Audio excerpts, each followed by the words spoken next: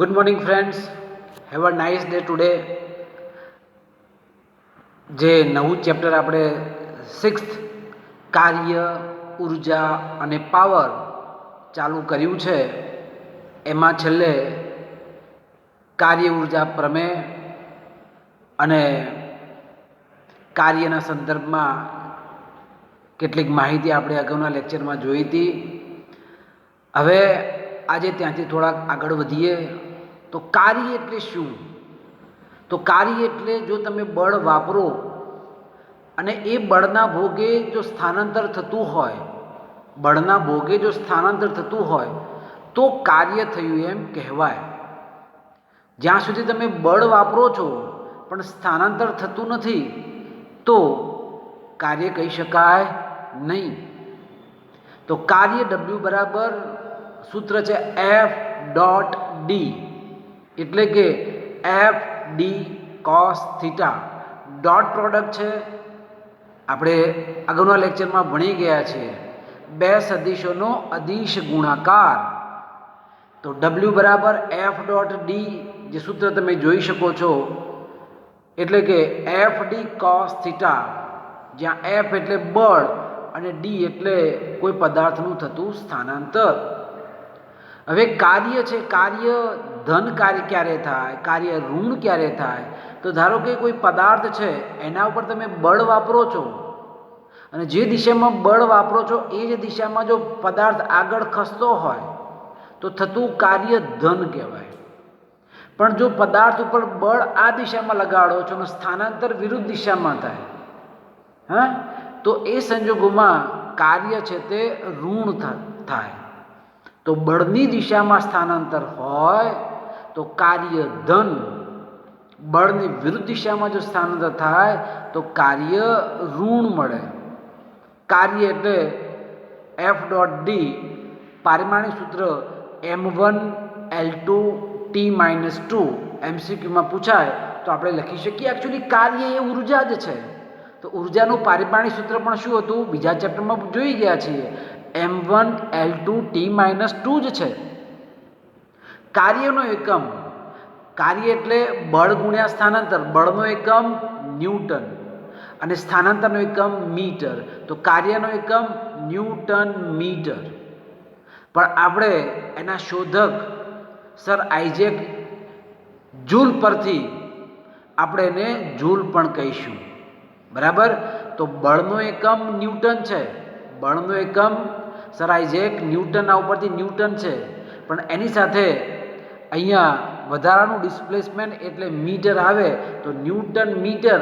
પણ એનો શોધક જે જૂલ છે તો એ જેમ્સ જૂલ, તો એ સંદર્ભમાં આપણે જૂલ કહી શકીએ. તો કાર્ય ધન કે ઋણ હોઈ શકે. કાર્યનું પારિમાણિક સૂત્ર M1L2T-2, કાર્યનો એકમ ન્યૂટન મીટર અથવા તો જૂલ. કાર્ય એ ઉર્જા જ છે, પારિમાણિક સૂત્રથી પણ આપણે કહી શકીએ. હવે એ કાર્યનો MKSમાં એકમ જૂલ કીધો તો CGSમાં એનો એકમ છે અર્ગ. કયો એકમ કીધો મેં? અર્ગ, ARG, અર્ગ લખી શકાય. તો સંબંધ તમે જુઓ, એક અર્ગ એટલે 10⁻⁷ જૂલ, એક અર્ગ એટલે 10⁻⁷ જૂલ. આ સંબંધો યાદ રાખવાના. એના કરતાં ઊંધું પૂછાય, એક જૂલ બરાબર કેટલા અર્ગ? તો એક જૂલ બરાબર 10⁷ અર્ગ. જેમ 1 કિલોમીટર બરાબર 10³ મીટર, તો 1 મીટર બરાબર 10⁻³ કિલોમીટર. એવું જ અહીંયા 1 જૂલ બરાબર 10⁷ અર્ગ અને 1 અર્ગ બરાબર 10⁻⁷ જૂલ. 12th સાયન્સમાં ઇલેક્ટ્રોન વોલ્ટ એકમ આવશે ઉર્જાનો, એમાં આપણે ઉપયોગ કરીશું. તો એક ઇલેક્ટ્રોન વોલ્ટ એટલે 1.6 × 10⁻⁹ જૂલ પરિણામ છે. તો એક ઇલેક્ટ્રોન વોલ્ટ એટલે કેટલા જૂલ? તો એક ઇલેક્ટ્રોન બરાબર 1.6 × 10⁻⁹ જૂલ.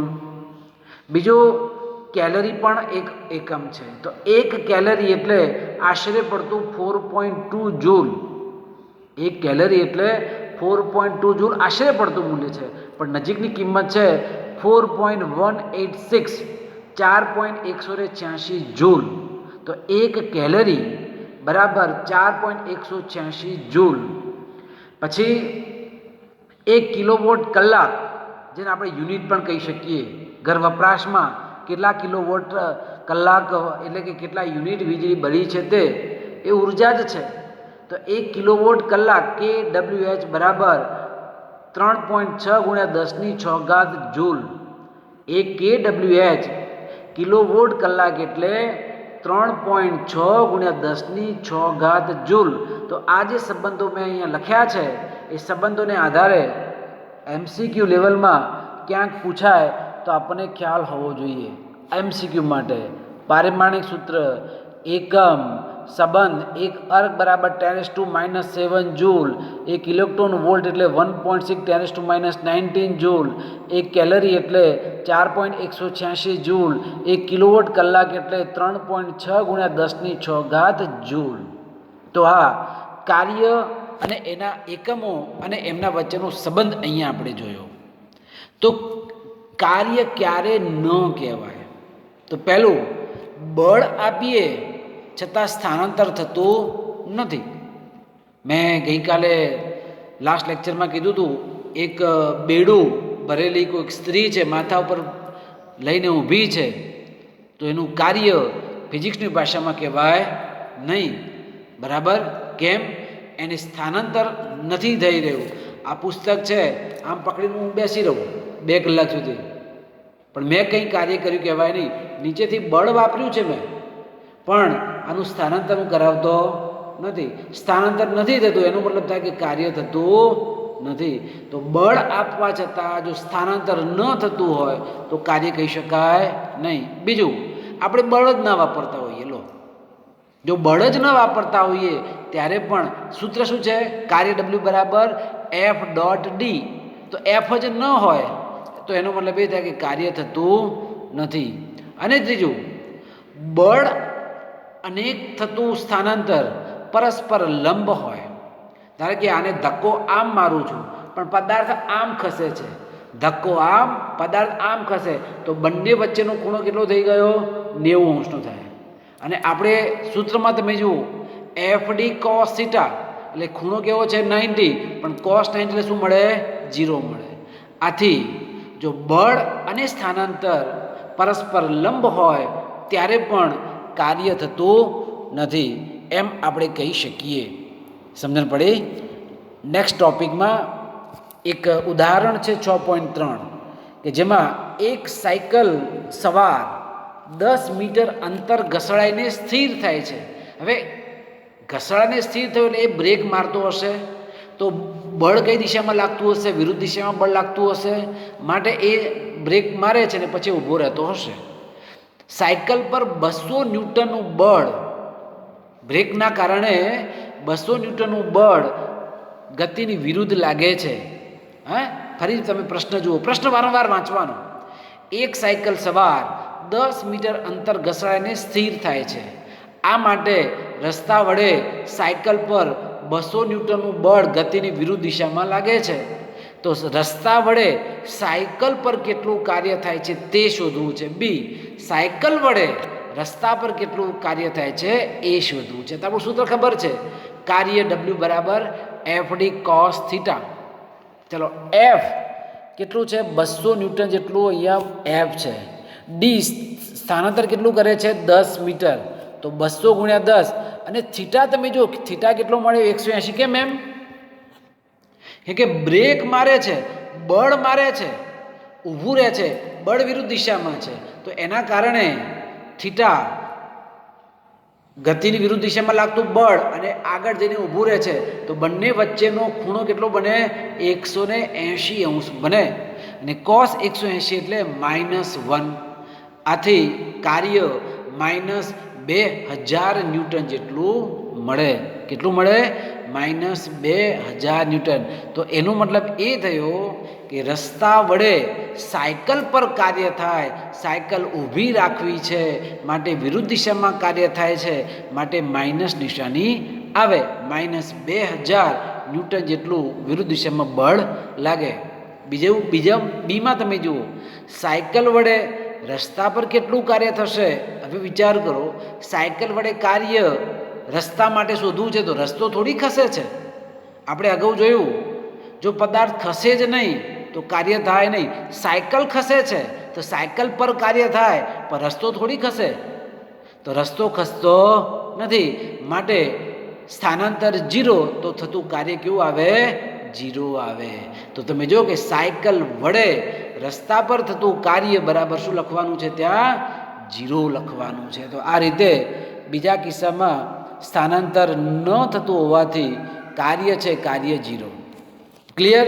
એકદમ ઇઝી ક્વેશ્ચન હતો. MCQ લેવલમાં પૂછવું હોય તો પૂછી શકાય, પણ રકમમાં ક્યાંક બદલાય. 10ની જગ્યાએ 20 લખ્યું હોય, 200ની જગ્યાએ 100 લખ્યું હોય, આપણે શોધી શકીએ. અને બ્રેક માર્યું છે એટલે વિરુદ્ધ દિશામાં માઇનસ નિશાની કરવી જ પડે. જો તમે 2000 ન્યૂટન લખીને આવો, પરીક્ષક તમારો માર્ક્સ કાપી લે. હા, હું નાની નાની બાબતોમાં તમારું ધ્યાન દોરું છું, એને તમારે ફોલોઅપ કરવું પડશે. ચલો, એના પછી કોઈ પણ એમ દળવાળો પદાર્થ છે એ v વેગથી ગતિ કરે છે. દળ એમ છે, v વેગથી ગતિ કરે છે, તો ગતિ ઉર્જાનું સૂત્ર તમે જાણો છો, ગતિ ઉર્જા k બરાબર 1/2 mv². સ્થિતિ ઉર્જા u બરાબર સૂત્ર યાદ છે? u બરાબર mgh આવતું હતું. સ્થિતિ ઉર્જા અને ગતિ ઉર્જા, સ્થિતિ ઉર્જાને u કહેવાય. આમાં પણ આપણે ભણીશું mgh. આગળના એક દાખલામાં પણ જોઈ ગયા છે. આ સ્થિતિ ઉર્જાનું સૂત્ર છે. m એટલે દળ, g એટલે ગુરુત્વ પ્રવેગ અને h એટલે કેટલો ઊંચો છે તે. ગતિ ઉર્જા છે એ અદિશ રાશિ છે, કારણ કે અહીંયા m દળ છે ને v વેગ છે. એનું પારિમાણિક સૂત્ર પણ તમે જો m1L2T-2. અગાઉ આપણે જોયું હતું કે કાર્ય છે એનું પણ પારિમાણિક સૂત્ર શું હતું? m1L2T-2 જ હતું. એનો મતલબ એ થાય જે કાર્ય છે એ જ ઉર્જા છે. કાર્યના ભોગે જ ઉર્જા મળે, એમને ઉર્જા મળે નહીં. કશું જ ના કરો અને કે મારી ઉર્જા મેળવી છે, ના ગાંડું, કશું ના મળે. એના માટે તારે કાર્ય કરવું પડશે. કાર્ય કરીશ તો જ ઉર્જા મળે. તમે દોડતા દોડતા જાઓ તો જ પરસેવો પડે, તો જ ઉર્જા પેદા થાય, તો જ હાર્ટબીટ વધે. બરાબર ને? પંખો છે, પંખો ફરે છે તો પંખો ગરમ થાય છે, ફરે છે, માટે એના અંદર ઉર્જા પ્રાપ્ત થાય છે. ખ્યાલ આવ્યો? તો અહીંયા ગતિ ઉર્જા k બરાબર 1/2 mv² સૂત્ર આપણે યાદ રાખીશું. એક પ્રશ્ન છે, ઉદાહરણ 6.4, કે જેમાં પોલીસ અધિકારી, હવે બંદૂક છોડીએ, પોલીસ અધિકારી 50 ગ્રામ દળની બુલેટને 200 મીટર પ્રતિ સેકન્ડની ઝડપે 2 સેન્ટીમીટર જાડાઈના પાટિયા તરફ છોડે છે. આવું 2 સેન્ટીમીટર જાડું એક પાટિયું છે, અહીંથી ગોળી મારે છે. હવે એ ગોળી મારે છે, એનું દળ આપેલું છે 50 ગ્રામ. કેટલા વેગથી બંદૂકમાંથી ગોળી છૂટે છે? 200 મીટર પ્રતિ સેકન્ડ. તો એની ઉર્જા હોવાની. ઓકે, હવે એ જે ઉર્જા લઈને ગયું, પણ આ જે પાટિયું છે અને એ પાટિયામાંથી 12 ગોળી બહાર નીકળી, તો એ 12 ગોળી છે એ આપેલી ઉર્જામાંથી 10% એ મળે છે. ખાલી બહાર નીકળે છે એટલે બાકીની ઉર્જા અંદર આ છેદ પાડવામાં નીકળી ગઈ. તો હવે તમે જો રકમમાં 50 ગ્રામ દળની બુલેટને 200 મીટર પ્રતિ સેકન્ડની ઝડપે 2 સેન્ટીમીટર જાડાઈના પાટિયા તરફ છોડે છે. બુલેટની પ્રારંભિક ગતિ ઉર્જાની 10% ઉર્જા, કેટલી? 10% ઉર્જા તમે આપેલી છે, તમે જુઓ. અને એ 10% ઉર્જા સાથે પાટિયામાંથી બહાર નીકળી છે. તો જે ઉર્જા જે હતી એમાંથી 10% જ મળી, બાકી 90% અંદર પાટિયામાં એ વપરાઈ ગઈ. તો આ બહાર નીકળતી બુલેટની ઝડપ કેટલી હશે? ચલો, શરૂઆતમાં કેટલી ઝડપથી બુલેટ છોડી હતી? 200 મીટર પ્રતિ સેકન્ડની ઝડપથી. બરાબર ને? કેટલી ઝડપથી નાખી હતી? 200 મીટર પ્રતિ સેકન્ડની ઝડપથી એ બુલેટ નાખી હતી. તો ચલો, પ્રારંભિક ગતિ ઉર્જા. હવે ગતિ ઉર્જાનું સૂત્ર યાદ રાખવાનું 1/2 mv². પણ પ્રારંભિક છે તો એ વખતે એમ દળ કેટલું છે? 50 ગ્રામ. પણ 50 ગ્રામને કિલોમાં ફેરવવું હોય તો 10⁻³ આપણે લખવા પડે. તો જો m બરાબર 50 × 10⁻³. એનો વેગ આપેલો છે 200, તો 200નો વર્ગ. તો તમે અહીંયા 50 ગુણ્યા 10⁻³ ગુણ્યા 200નો વર્ગ ભાગ્યા 2 1/2 માટે એટલે 1000 જૂલ જેટલી ઉર્જા હશે. તો આ પાટિયા તરફ જ્યારે ગોળી છૂટે છે ત્યારે ગોળીની ઉર્જા છે એ 1000 જૂલ જેટલી છે. હવે એ પાટિયામાંથી બહાર નીકળે ત્યારે હવે ઉર્જા કેટલી મળે છે? માત્ર 10%. માત્ર 10%. તો 1000ના 10% એટલે કેટલા થાય? 1000 ગુણ્યા 10 ભાગ્યા 100 એટલે હવે 100 જૂલ જેટલી ઉર્જા રહી. એટલે કે આમાંથી છોડતી વખતે 1000 જૂલ ઉર્જા હતી, અહીંથી ગોળી બહાર નીકળી ત્યારે ઉર્જા કેટલી થઈ ગઈ? ખાલી 100 જૂલ જ થઈ ગઈ. તો હવે વેગ માટે આપણે ફરીથી એ જ સૂત્ર આપણી ગતિ ઉર્જાનું 1/2 mv² બરાબર 100. પણ અહીંયા vf લખ્યું છે. f એટલે ફાઇનલ, અંતિમ વેગ. તો 1/2 m દર તો ખબર છે, 50 ગુણ્યા 10⁻³ vf² બરાબર 100. તો vf² બરાબર 100 બે ભાગાકારમાંથી ઉપર જશે 50 ગુણ્યા 10⁻³ છેદમાં એટલે કે 200 ભાગ્યા 0.05 0.05 કંઈ શું કરવું પડે? vf² છે તો vf માટે વર્ગમૂળ કરવા પડે. એનો જવાબ 63.2 મીટર પ્રતિ સેકન્ડ હશે. તો તમે જુઓ કે ગોળી છોડી ત્યારે 200 મીટર પ્રતિ સેકન્ડનો વેગ હતો, પણ એ ગોળી જ્યારે બહાર નીકળી પાટિયામાંથી ત્યારે એનો વેગ કેટલો ઓછો થઈ ગયો? 63.2 મીટર પ્રતિ સેકન્ડ જેટલો વેગ થઈ ગયો. આ ઉદાહરણ 6.4 સમજ્યા હશો. ગતિ ઉર્જાનું સૂત્ર વાપરવાનું છે કે બરાબર 1/2 mv². 10% એટલે ત્યાં 10/100 કરો. એને પાછું 1/2 mvf² ના સંદર્ભમાં vf આપણે શોધવાનું થશે.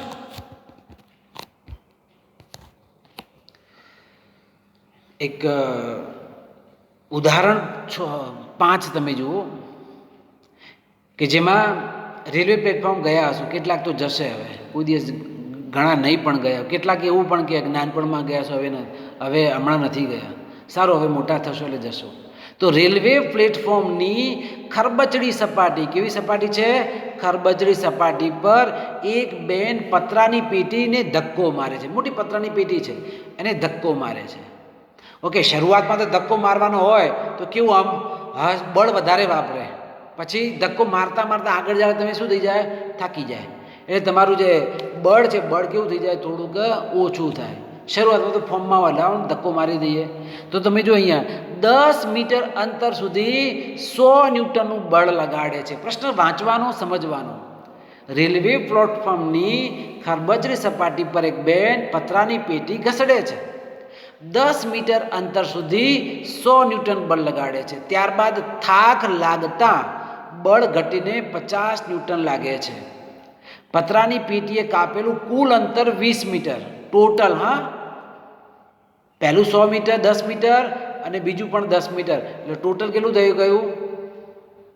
20 મીટર થયું ના થયું? તો પહેલું 10 મીટર અંતર કાપવા માટે કેટલું બળ વાપરે છે? 100 ન્યૂટન બળ જેટલું વાપરે છે. બીજું 10 મીટર અંતર કાપવા માટે કેટલું બળ વાપરે છે? 50 ન્યૂટનનું બળ વાપરે છે. ઘટી ગયું ને? 100ની જગ્યાએ 50. બહેને લગાડેલ બળ અને 50 ન્યૂટન જેટલા ઘર્ષણ બળ વિરુદ્ધ સ્થાનાંતરનો આલેખ દોરો. બંને બળો વડે 20 મીટર અંતર સુધીમાં થયેલું કાર્ય શોધો. ચલો, કાર્ય શોધવાનું છે એટલે બળ ગુણ્યા સ્થાનાંતર. બળ આપણને ખબર છે, સ્થાનાંતર ખબર છે, તો કાર્ય આપણે શોધી શકીશું. પણ એ પહેલાં તમે જુઓ, ધક્કો મારે છે તો વિરુદ્ધ દિશામાં ઘર્ષણ બળ લાગવાનું છે ને, બરાબર? અને એ ઘર્ષણ બળ કેટલું છે? 50 ન્યૂટન જેટલું આપેલું છે અહીંયા. તો ત્યાં ઘર્ષણ બળ વિરુદ્ધ સ્થાનાંતરનો આલેખ દોરવાનો છે, બરાબર? તો તમે જો કે અહીંયા આલેખમાં એક્સ એક્સિસ ઉપર અંતર છે અને વાય એક્સિસ ઉપર બળ છે. તો તમે જો કે 0, 50, 100 એવું છે. એક્સ ઉપર 10, 20, ટોટલ ડિસ્ટન્સ 20 મીટર જ છે. તો આપણે આવો આલેખ દોર્યો છે. તો શરૂઆતમાં 100 ન્યૂટન બળ વાપરે છે. ક્યાં અંતર સુધી? અહીંયા 10 મીટર સુધી. પછી એનું પ્રયત્ન બળ 100ની જગ્યાએ કેટલું થઈ ગયું? અહીંયા 50 થઈ ગયું. તમે જુઓ તો એ ગ્રાફ કેવો આવ્યો? નીચે આવ્યો. અને એ બીજું 10નું અંતર કાપ્યું. તો આપણો આલેખ આવો થશે, આમ કરીને આમ, પછી આ રીતે. તો આ આલેખ પછી ઘર્ષણ બળ વિરુદ્ધમાં તો તમારે નીચે નેગેટિવ કન્ડિશનમાં એફ બરાબર -50, તો આવો આપણો આલેખ થશે. સમજવાનો પ્રયત્ન કરજો વિદ્યાર્થી મિત્રો. તો તમે જો કે ABCD, બીજું છે DCEI, અને નીચે OADIHG. તો આ નીચે છે આ ઘર્ષણ બળ માટે, પહેલું છે એ 100 ન્યૂટન બળ માટે, બીજું છે તે 50 ન્યૂટન બળ વાપરવા માટે. એમાં સમલંબ ચતુષ્કોણ બન્યો. બરાબર. તો આ આલેખ આપણે આવો દોરી દીધો. આલેખમાં ખબર પડી. ચાલો હવે તમે જુઓ શું શોધવાનું છે સંદર્ભમાં. બેને કરેલું કાર્ય. તો પહેલાં કુલ કાર્ય એટલે એક તો અહીંયા એક ABCD જે લંબચોરસ જે બન્યો એનું ક્ષેત્રફળ, અને બીજો સમલંબ ચતુષ્કોણ CEID. તમે જો આકૃતિમાં આ બીજો અને આ પહેલો.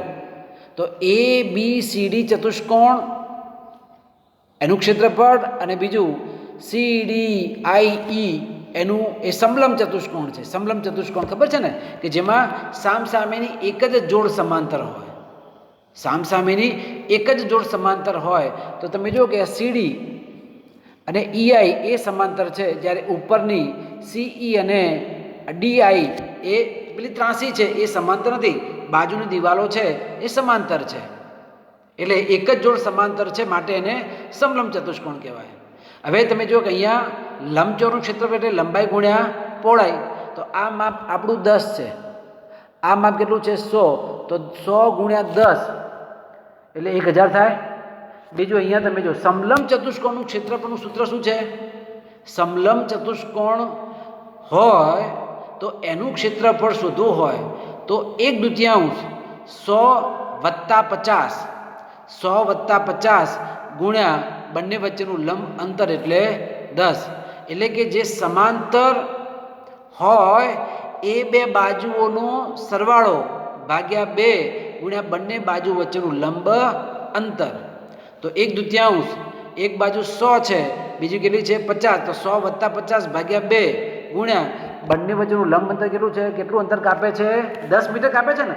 પહેલું 10 અહીંયા આવી ગયું, બીજું 10 તો અહીંયા આવી ગયું. તો 1000 વત્તા અહીંયા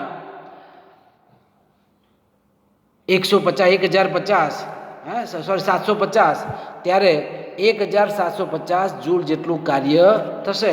તો બેને કરેલું કુલ કાર્ય 1750 જૂલ જેટલું મળે. બીજું, અવરોધક બળ વડે થતું કાર્ય. અવરોધક બળ ક્યાં હોય છે? વિરુદ્ધ દિશામાં લાગે. હવે એ અવરોધક બળ વિરુદ્ધ દિશામાં લાગતું હોય ત્યારે તમે જો કે નીચેનો ચતુષ્કોણ લેવાનો. તો નીચેનો ચતુષ્કોણમાં AIHG અને પાછું A, આ નીચેનો ચતુષ્કોણ. તો તમે નીચે આ માપ કેટલું આવે? -50, અને આ અંતર તો કેટલું છે આપણું 20નું છે ને. તો નીચે તરફ જાય એટલે -50 ગુણ્યા 20, તો -1000 જૂલ. કેટલું મળ્યું? -1000 જૂલ. આમ તો તમે જોઈ શકો છો કે બંને અલગ અલગ છે. ઉપરનું છે એ બેને કરેલું કાર્ય છે, અને બીજું છે તે અવરોધક બળ વડે થતું કાર્ય. તો આ રીતે ઉદાહરણ 5 IMP દાખલો છે. આલેખ આ જ પ્રમાણે આપણે દોરવાનો, અને એના આધારે બેને કરેલું કાર્ય WF, કેપિટલ F છે. આ શું છે? Capital F. તો આવું છે WF એટલે કે એપ્લાય કરેલા બળ વડે થતું કાર્ય છે. અહીંયા W સ્મોલ f એટલે ફ્રિક્શન, ઘર્ષણ બળના ભોગે થતું કાર્ય છે. તો બંને અલગ અલગ છે, એ તમારે સમજવાના. ક્લિયર? એના પછી ચલ બળ માટે કાર્ય ઉર્જા પ્રમેય જરૂરી સૂત્રની મદદથી સમજાવો. અથવા તો એમ પણ તમને પ્રશ્ન પૂછાય, આજ પ્રશ્ન, એક પરિમાણમાં ગતિ કરતા પદાર્થ માટે કાર્ય ઉર્જા પ્રમેય સમજાવો. બરાબર. હવે ચલ બળ વાળે થતું કાર્ય કે જેમાં બળ ચલિત છે, એટલે થોડુંક 2 ન્યૂટન, 3 ન્યૂટન, 4 ન્યૂટન ફેરફાર થતો જાય, અને એ સંદર્ભમાં એનું સ્થાનાંતર થતું હોય તો આપણે નાના નાના ટુકડામાં થતા જે બળ છે એ બળના લીધે સ્થાનાંતરના સંદર્ભમાં કાર્યોનો સરવાળો કરવાનો, એટલે આપણને કુલ કાર્ય મળે. તો ચલ બળ વડે થતું કાર્ય માટે નાના નાના ટુકડાઓમાં વિભાજિત કરવાનું અને નાનું નાનું સૂક્ષ્મ કાર્ય આપણે શોધીએ, પછી ટોટલ અહીંથી અહીંયા પહોંચ્યા તો કુલ કાર્યનો સરવાળો કરીએ તો એ દરમિયાન કુલ કાર્ય આપણને મળે. એટલે કે સંકલન કરવું પડે. નાના નાના ટુકડાઓનો સરવાળો એટલે જ સંકલન. ક્લિયર? ચલો આપણે હવે કાર્ય ઉર્જા પ્રમેય મેળવીએ. તો ગતિ ઉર્જાનું સૂત્ર ખબર છે. ગતિ ઉર્જા એટલે કે બરાબર 1/2 mv². ખબર છે ને? પાકું? ગતિ ઉર્જા કે બરાબર 1/2 mv².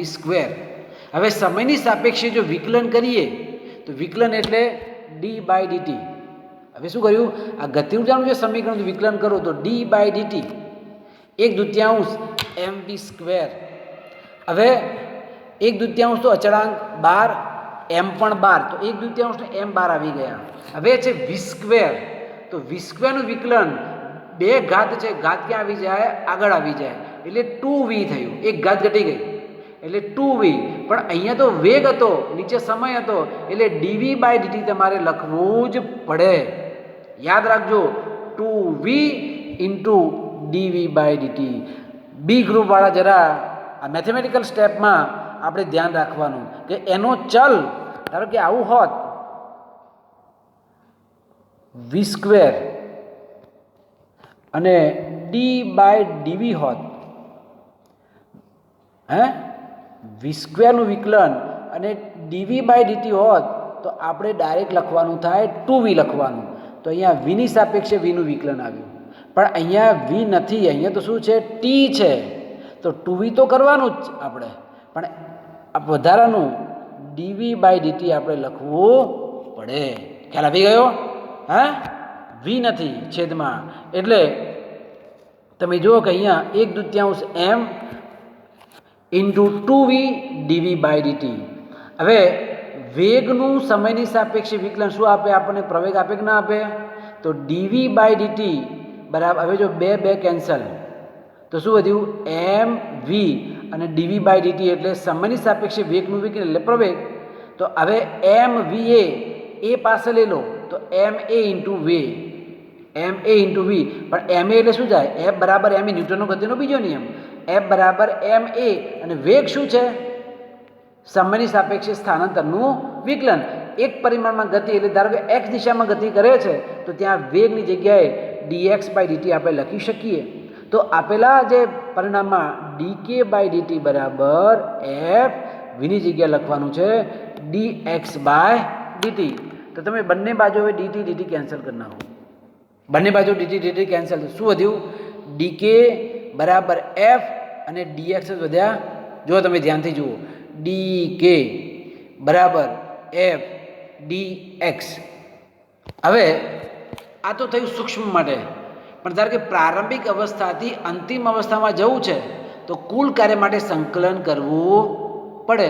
અને એ સંકલનમાં તમે જો કે સ્ટેપ મેં લખ્યું છે અહીંયા, સંકલન ki થી kf. ki એટલે પ્રારંભિક ગતિ ઉર્જા, kf એટલે અંતિમ ગતિ ઉર્જા. તો આ બાજુ સ્થાનાંતર xi થી xf. તો પ્રારંભિક કણ ક્યાં હતો? તો xi સ્થાને.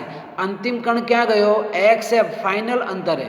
તો xi થી xf એ રેન્જરમાં આપણે બંને બાજુ સંકલન કરીએ તો dk એનું સંકલન થશે k. આપણે ધારો કે આવું આવે dx, તો આનું સંકલન શું થઈ જાય? x થાય. અહીંયા dk છે તેનું સંકલન શું લખવાનું આપણે? k. સીમા આપી દો, નીચે ki ઉપર kf, તો અધઃ સીમા ki, ઉર્ધ્વ સીમા kf. પછી f તો બળ છે, પણ df નું સંકલન શું થઈ જાય? પાછું x. મેં લખ્યું છે df નું સંકલન x. સીમા છે xi અને ઉપર xf. તો હવે પહેલાં કઈ સીમા આવે? ઉર્ધ્વ સીમા આવે. જે આપણે સંકલનમાં તો kf માઇનસ ki લખવાનું. શું લખવાનું? kf માઇનસ ki બરાબર f. એ જ રીતે આ બાજુ x છે ને, એમાં xf માઇનસ xi. તો kf માઇનસ ki બરાબર f xf માઇનસ xi. પણ xf માઇનસ xi એટલે કણનું થતું સ્થાનાંતર. એટલે કણનું સ્થાનાંતર આપણે જો ડેલ્ટા x કહીએ તો f × ડેલ્ટા x. f એટલે બળ, ડેલ્ટા x એટલે સ્થાનાંતર. હવે ખબર છે તમને, બળ ગુણ્યા સ્થાનાંતર એટલે શું થાય? કાર્ય. તો f ડેલ્ટા એક બરાબર શું લખ્યું આપણે કાર્ય ડબલ્યુ. હવે કે એફ માઇનસ કે આઈ એટલે કે ડેલ્ટા કે ગતિ ઉર્જામાં થતો ફેરફાર એ કાર્ય ડબલ્યુ જેટલો હોય છે. આપણે અંતિમ રિઝલ્ટમાં શું જોયું કે કોઈપણ પદાર્થ માટે ગતિ ઉર્જામાં થતો ફેરફાર હંમેશા તેના ઉપર થતા કાર્ય જેટલો હોય છે. ફરી એક વખત કહી દઉં, ગતિ ઉર્જામાં થતો ફેરફાર એના કાર્ય જેટલો હોય છે, એટલે કે ડેલ્ટા કે બરાબર ડબલ્યુ, જેને કાર્ય ઉર્જા પ્રમેય કહેવામાં આવે છે. એટલે જ્યારે જ્યારે હવે કાર્ય ઉર્જા પ્રમેય શબ્દ આવે ત્યારે યાદ રાખવાનું, કાર્ય ઉર્જા એટલે ડેલ્ટા કે બરાબર ડબલ્યુ. માઇન્ડમાં તરત એ સૂત્ર આવે, ડેલ્ટા કે એટલે કે એફ માઇનસ કે આઈ, કાર્ય ડબલ્યુ તો આપણે એફ ઇન્ટુ ડેલ્ટા એક્સ આપણે લખી શકીએ. ક્યાંક દાખલામાં એનો ઉપયોગ થશે તો સીધે સીધું કાર્ય ઉર્જા પ્રમેય આપણે ત્યાં ઉપયોગમાં લઈ લઈશું. તો 2 માર્ક્સમાં આ એક પ્રશ્ન પૂછાય છે. કેટલા માર્ક્સમાં? 2 માર્ક્સમાં. તૈયાર કરી દેવાનું, જે તૈયાર કરવાનું હોય તો કરી દેવાનું છે. દાખલાઓ તો કે છોડવાના જ નથી. તો એક પરિમાણમાં પદાર્થ માટે કાર્ય ઉર્જા પ્રમેય ડેલ્ટા કે બરાબર ડબલ્યુ આપણે અહીંયા જોયું. કાર્ય ઉર્જા પ્રમેય પરથી ઉદાહરણ 6.6 તમે જુઓ, જેમાં સમતલ સપાટી પર, હવે યાદ રાખજો, હું રકમ વાંચું ત્યારે તમારે ધ્યાનથી રકમ તમારે મારી સાથે જોવાની છે. સમતલ સપાટી પર v1 બરાબર 2 મીટર પ્રતિ સેકન્ડની ઝડપથી ગતિ કરતો m બરાબર 1 કેજી દળનો એક બ્લોક ખરબચડા પટ્ટામાં પ્રવેશે છે, જે x બરાબર 0.10 મીટરથી x બરાબર 2.01 મીટર સુધીનો છે. શું છે? પેલો ખરબચડો પટ્ટો, એટલો ભાગ કેવો છે? ખરબચડો છે. ધક્કો મારે છે, શરૂઆતમાં લીસો છે, પણ x બરાબર 0.1 મીટરથી 2.1 મીટરનો રસ્તો કેવો છે? ખરબચડો છે. જેમાં હવે ખરબચડો છે, અવરોધક બળ લાગે, જેમાં બ્લોક પર લાગતું અવરોધક બળ Fr એ એક્સના વ્યસ્ત પ્રમાણમાં છે. એક્સ એટલે સ્થાનાંતરના વ્યસ્ત પ્રમાણમાં છે. એટલે કે Fr બરાબર -k/x, જ્યાં 0.1 less than x less than 2.01 metre, અને Fr બરાબર 0, અવરોધક બળ 0 પણ છે, પણ ક્યારે? 0.1 મીટર કરતાં ઓછા અંતરે અને 2.01 મીટર કરતાં વધારે અંતરે. એ વખતે અવરોધ લાગતો નથી, સપાટી લીસી છે એટલે એ અવરોધક પણ નથી લાગતું. પણ આ 0.1 થી 2.01 વચ્ચે અવરોધક બળ આપણને મળે છે. જ્યાં k/x લખ્યું છે ને, તો જ્યાં k બરાબર 0.5 જૂલ, તો આ પટ્ટાને પસાર કર્યા પછી બ્લોકની અંતિમ ગતિ ઉર્જા અને ઝડપ એ વખતે vf કેટલા હશે એ આપણે શોધવું છે. પ્રશ્ન સમજ્યા તમે? હવે એક વાર ફરીથી જરા હું ચર્ચા કરી નાખું. એક સમતલ સપાટી છે, vi પ્રારંભિક વેગ 2 મીટર પ્રતિ સેકન્ડની વેગથી એ ધક્કો મારવામાં આવે છે. દળ કેટલું છે? 1 કેજી દળનો બ્લોક છે. હવે 1.1 મીટર અંતર કાપ્યા પછી ખરબચડી સપાટી આવી ગઈ છેક 2.01 મીટર સુધી, અને એમાં અવરોધક બળ લાગે છે Fr, અને Fr બરાબર -k/x આપણને આપી દીધેલું છે, જ્યાં k બરાબર 0.5 જૂલ પણ છે. તો હવે આ પ્રવેશે પછી અંતિમ ગતિ ઉર્જા એટલે કે 2.01 પછીની અંતિમ ગતિ ઉર્જા કેટલી હશે એ શોધવું છે. અને એ વખતે એનો વેગ કેટલો હશે? સ્ટાર્ટિંગમાં કેટલો વેગ હતો? 2 મીટર પ્રતિ સેકન્ડ હતો. હવે અંતિમ વેગ કેટલો થશે એ વેગ આપણે અહીંયા શોધવાનો છે. હંમેશા પ્રશ્નો છે એ પ્રશ્નો તમે સમજો તો થોડોક આઈડિયા તમને વધારે આવે. તો પહેલું તો કામ છે, કાર્ય ઉર્જા પ્રમેયનો ઉપયોગ કરવો જ પડે. તો કાર્ય ઉર્જા પ્રમેયમાં ડેલ્ટા કે બરાબર ડબલ્યુ, મેં હમણાં કીધું કે એ સૂત્ર યાદ રાખવાનું છે. ડેલ્ટા કે બરાબર ડબલ્યુ. ડેલ્ટા કે એટલે ગતિ ઉર્જામાં થતો ફેરફાર, એટલે અંતિમ ગતિ ઉર્જા kf માઇનસ પ્રારંભિક ગતિ ઉર્જા એટલે kf માઇનસ ki બરાબર થતું કુલ કાર્ય સંકલન xi થી xf ઇન્ટુ f dx. તો f dx નું સંકલન આપણે કર્યું, તો kf માઇનસ ki બરાબર સંકલન એફ ડીએક્સ. આપણે શું શોધવું હતું? અંતિમ ગતિ ઉર્જા શોધવાની હતી. અંતિમ એટલે કે એફ, તો માઇનસ કેઆઈને જમણી બાજુ લઈ જાઓ તો શું વધશે? Plus KI. ઓકે, સીમા ક્યાંથી ક્યાંથી હતી અવરોધક બળ માટે? 0.1 મીટરથી 2.01 મીટર છે. અને એ વખતે સૂત્ર લખ્યું હતું માઇનસ કે અપોન એક્સ ડીએક્સ. આ આપેલું છે માઇનસ કે અપોન એક્સ ડીએક્સ અંતર છે. તો અંતિમ ગતિ ઉર્જા એટલે 1/2 એમ વીએફ સ્ક્વેર. અંતિમ ગતિ ઉર્જા એટલે 1/2 એમ વીએફ સ્ક્વેર બરાબર પ્રારંભિક ગતિ ઉર્જા 1/2 એમ વીઆઈ સ્ક્વેર. વીઆઈ એટલે પ્રારંભિક. આપણે કેટલા વેગથી એ ધક્કો મારે છે? 2 મીટર પ્રતિ સેકન્ડના વેગથી. તો વીઆઈ એટલે પ્રારંભિક વેગ.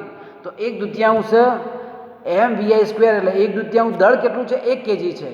વેગ કેટલો છે? 2. તો 1/2 ગુણ્યા 1 ગુણ્યા 2 નો વર્ગ માઇનસ કે રકમમાં કીધી છે કેની કિંમત 0.5. ઓકે, હવે એ સંદર્ભમાં અહીંયા શું વધ્યું? X D X. પણ અહીંયા સંકલનનું સૂત્ર તમે જુઓ 1/x વધ્યા ને, કે બાર આવતા રહ્યા. તો 1/x નું સંકલન થાય એલ એન એક્સ. બી ગ્રુપવાળા યાદ રાખજો, અહીંયા પ્યોર મેથેમેટિક્સના સંકલન વિકલનના ઉલ્લેખો છે. તમારે સૂત્ર પણ ના હોય તો લખી દેજો 1/x dx એટલે કે 1/x નું dx ની સાપેક્ષે સંકલન ln x થાય. બરાબર. આ ln એટલે કે આ આધાર છે એ ઈનો આધાર છે તેમ કહેવાય. કેવો આધાર કહેવાય? ઈનો આધાર છે. હવે આપણે જ્યારે કિંમતો શોધવાની છે ત્યારે તમારી પાસેનું જે લોગ ટેબલ છે ને એમાં લોગ LOG લખેલું છે. LOG. અહીંયા ln, જ્યારે ln લખેલું હોય તો એનો આધાર ઈ કહેવાય અને LOG છે તો આધાર કેટલો કહેવાય? 10 કહેવાય. હા, ખ્યાલ આવ્યો ના આવ્યો? ln એટલે આધાર ઈ હોય ત્યારે ln આવશે. પણ જો આપણા ઘાતાંકોનો આધાર જો 10 હોય ત્યાં LOG આવશે. તો હવે સવાલ એ થાય કે ln x ને એટલે કે ઈ ઘાતવાળા લોગને 10 ઘાતવાળા લોગમાં ફેરવવું હોય તો શું કરવાનું? તો આપણે 2.303 આપણે ગુણવા પડે. આ સૂત્ર યાદ રાખો, લખી દો નોટની અંદર. આ બે સૂત્રો અમે લખી દેવાના છે. તો ln x એટલે ઈ આધારવાળામાંથી લોગમાંથી જો લોગ x જો કરવા છે 10ના આધાર માટે તો 2.303 વડે ગુણવા પડે. ક્લિયર? તો તમે જો અહીંયા ln x સીમા આપી દેવાની છે. પહેલાં ઉપરની સીમા 2.01 માઇનસ ln 0.1. હવે લોગના નિયમ પ્રમાણે બાદ બાકી એટલે શું થાય? ત્યાં ભાગાકાર થાય અને પ્લસ હોય તો ગુણાકાર થાય. લોગની અંદર તમને એના બેઝિક નિયમો તમને ખ્યાલ હશે કે લોગ એક્સ ગુણ્યા વાય હોય તો શું આવે? લોગ એક્સ વત્તા લોગ વાય. પણ જો લોગ એક્સ અપોન વાય હોય તો આની જગ્યાએ શું લખી શકાય? Log X minus log Y. તો ભાગાકારવાળું પદ હોય તો વચ્ચે માઇનસ આવે, જો ગુણાકારવાળું હોય તો વચ્ચે કયું નિશાની આવે? વત્તાકારની નિશાની આવે. તો એ સંદર્ભમાં અહીંયા માઇનસ નિશાની છે એટલે શું આવશે? ભાગાકાર. તો ln 2.01 છેદમાં 0.1 એટલે કેટલું થયું? 20.1 મળે. આ ln 20.1 ને જો લોગમાં ફેરવું તો આગળ કેટલા વડે ગુણવા પડ્યા? 2.303 વડે ગુણવા પડે. યાદ નથી રાખવાનું. ln ને 10માં લઈ જાઓ તો 2.303 ગુણી દેવાના. કેટલા? 2.303. બરાબર? યાદ રહ્યું? કેટલા? 2.303 લોગ 20.1. હવે તમારી પાસે જે લોગ બુક હોય એમાં 20.1 નો લોગ જુઓ તો એકચ્યુઅલી પહેલા આંકડા પછી આદર્શ પદ્ધતિમાં A.BCD પહેલા આંકડા પછી જો ડેસિમલ પોઈન્ટ હોય તો ત્યાં 0 લખાય આદર્શ કન્ડિશનની અંદર. પણ અહીંયા પોઈન્ટ ક્યાં છે? 2 આંકડા પછી પોઈન્ટ છે ને 20.1 છે એટલે એક આંકડો આમ શિફ્ટ થયો માટે તમારે એક પોઈન્ટ કરવું લખવું પડે. અને પછી 20 નો લોગ જુઓ તો 30-32 હશે તો એક પોઈન્ટ લોગ થશે 30-32. લોગ ટેબલમાં તમે જોજો, થોડો મહાવરો કરજો, ખ્યાલ ના આવે તો મને જણાવજો. તો આ રીતે લોગ 20.1 નો જવાબ આવે છે 1.3032. હવે એને આ 1.3032 છે એને 2.303 વડે ગુણાકાર કરવામાં આવે તો 1.5 આવે. આગળ તો 2 2 છે તો 2માં 1.5 એટલે શું આવે 0.5 વધે.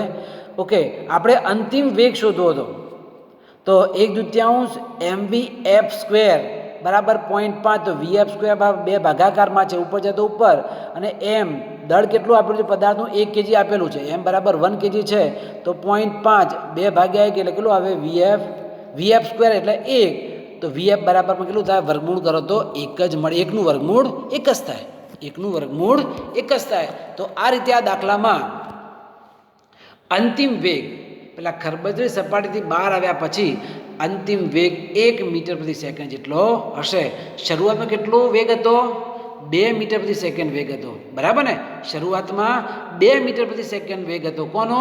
આ 1 kg દળવાળા પદાર્થનો.